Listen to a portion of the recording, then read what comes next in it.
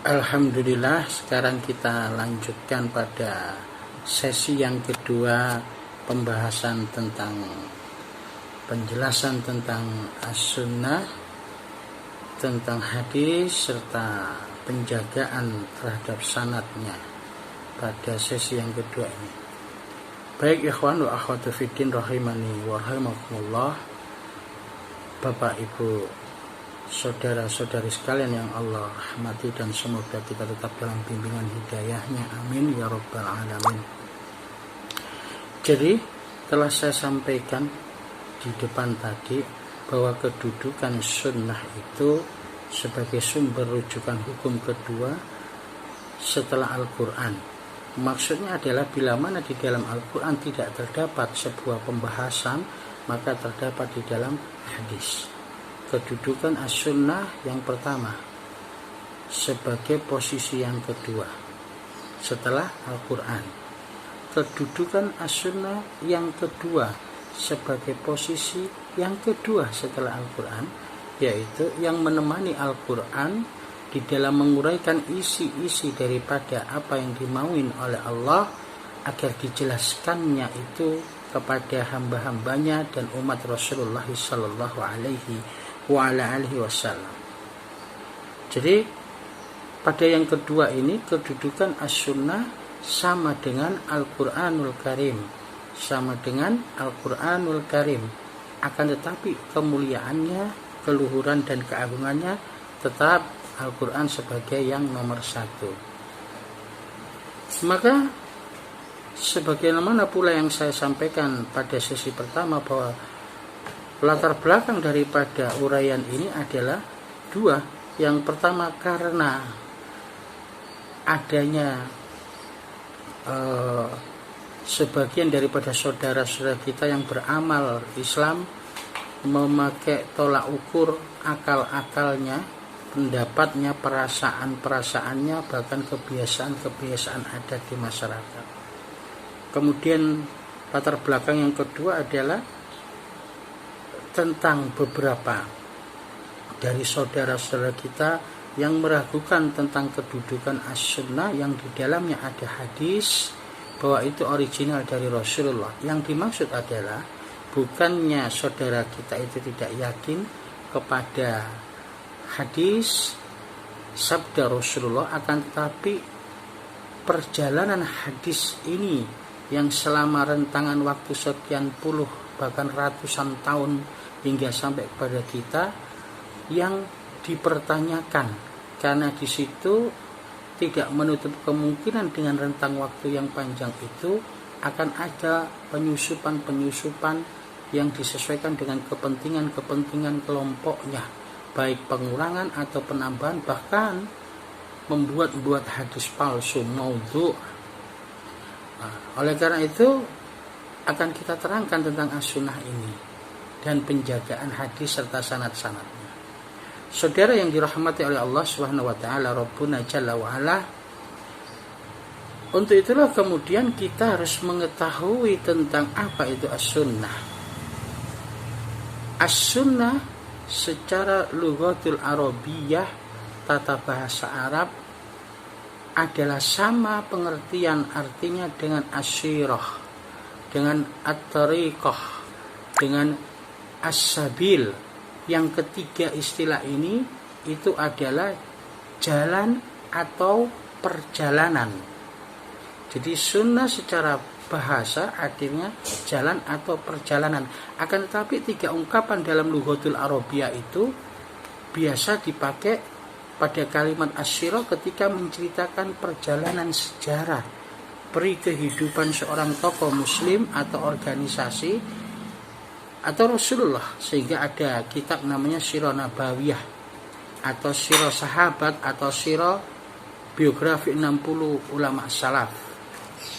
Kemudian at-tariqah ini kalimat biasa dipakai untuk mengungkapkan perjalanan dari seorang yang menuntut ilmu, sehingga kan ada kemudian istilah tariqatul ilmi.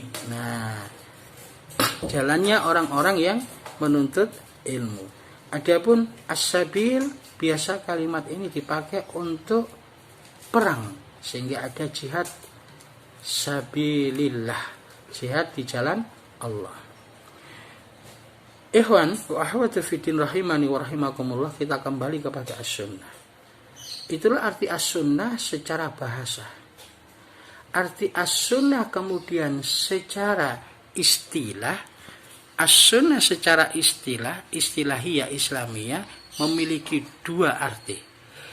Yang pertama, as-sunnah secara istilah sama dengan arti hadis.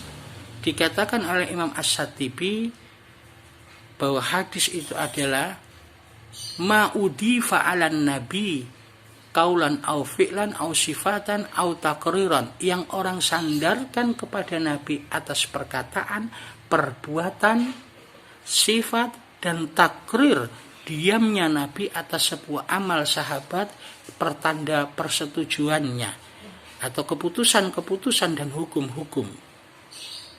Ini arti sunnah secara istilah yang pertama.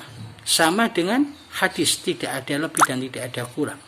Arti sunnah yang kedua lebih luas artinya daripada arti hadis.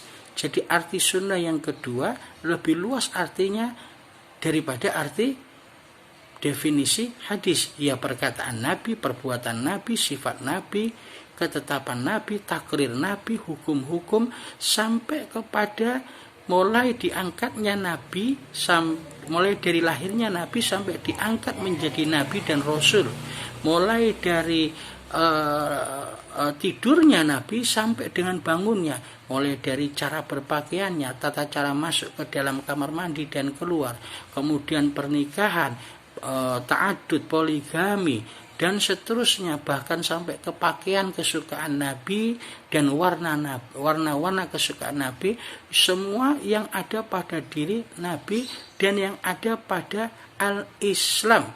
Al-Islam secara lahir dan batin, ya isi dan kulitnya, ya inti dan luarnya, semua yang ada di dalam Islam yang meliputi akidah, tauhid, syariat, adab, akhlakul karimah dan muamalah, yang semua ini ada di dalam Islam secara kafah. Nah, itulah arti sunnah. Arti sunnah secara istilah yang kedua ini kemudian akan menjadi lawan daripada bid'ah. Nah, jadi arti sunnah yang kedua ini yaitu lebih luas daripada arti sunnah yang pertama yang sama dengan hadis, lebih luas, dan ini menjadi lawan dari bid'ah. Dan kita tidak boleh alergi dengan kalimat bid'ah, karena orang pertama di muka bumi ini yang lisan mulianya mengucapkan kata bid'ah adalah Rasulullah sallallahu alaihi wasallam, bukan orang selainnya. Dan bid'ah ini menjadi lawan dari sunnah. Makanya kalau kita kemudian membahas sunnah, kita harus membahas tentang bid'ah. Kita membahas tentang halal, harus membahas tentang haram supaya orang tahu mana halal, mana haram. Ketika seseorang membahas tentang najis, tentang suci, maka kita harus membahas najis. Tentang al-haq, kita harus membahas al-batil yang harus ditayangkan supaya orang bisa membedakan. Maka ketika seseorang membahas tentang sunnah, kita harus membuat pembandingnya, yaitu bid'ah. Baik saudaraku yang dirahmati oleh Allah Subhanahu wa taala Rabbuna Jalla wa Ala, selanjutnya as-sunnah ini yang kedudukannya adalah pertama sebagai hukum, kedua setelah tidak ada di dalam Al-Quran, kemudian yang kedua yang menemaninya dalam mengurai isi daripada Al-Quran, ini mempunyai peranan penting. Sebegitunya as-sunnah mempunyai peranan penting sehingga ketika Rasulullah dalam acara haji wada, haji perpisahan haji terakhir, yang kemudian 81 hari, sebagian ahli tarikh mengatakan 82 hari, setelah itu beliau wafat, berpesan kepada umatnya, taraktu fikum amrayni amma ba'du, aku tinggalkan untuk kamu dua perkara atau dua pusaka yang kamu taklah tersesat buat selama-lamanya, yaitu kitabullah dan sunnah.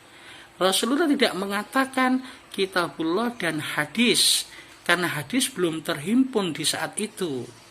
Tapi mengatakan kitabullah dan sunnah yang lebih luas daripada arti hadis. Ketika seorang berbicara as-sunnah, di dalamnya ada hadis, karena ruang sunnah itu mencukupi untuk masuknya hadis. Tetapi ketika orang berbicara hadis, belum tentu dia berbicara sunnah, karena ruang hadis tidak cukup untuk dimasuki tentang definisi sunnah. Jadi saat itu Rasulullah berpesan sunnah, kalimatnya bukan hadis, karena kalau berpesan hadis, hadis belum terhimpun saat itu. Ini yang bisa saya sampaikan pada sesi yang kedua. Semoga nanti bisa kita lanjutkan pada sesi yang ketiga, insyaallah. Demikian, alhamdulillahirabbil alamin.